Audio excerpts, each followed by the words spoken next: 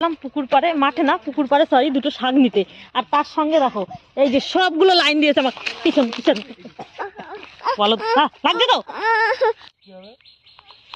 এই যে দেখো শাক, এগুলো কাঁকড়ার গর্ত হয়েছে এখানে। দাঁড়া, শাক নিয়ে নি কটা। জল দিছে, এর মধ্যে জল পুরো ভরে গেছে। উঁচু জায়গাটায় যাই, এই যে এখানে কটা শাক নিয়ে নি, মাছ দিয়ে ঝোল করবো।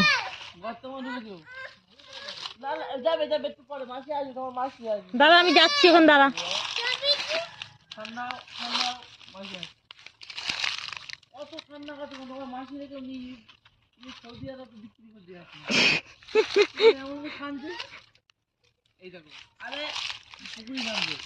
হ্যাঁ নামিস না, আমি কটা শাক কটা নিয়ে তারপর যাই, দাঁড়া।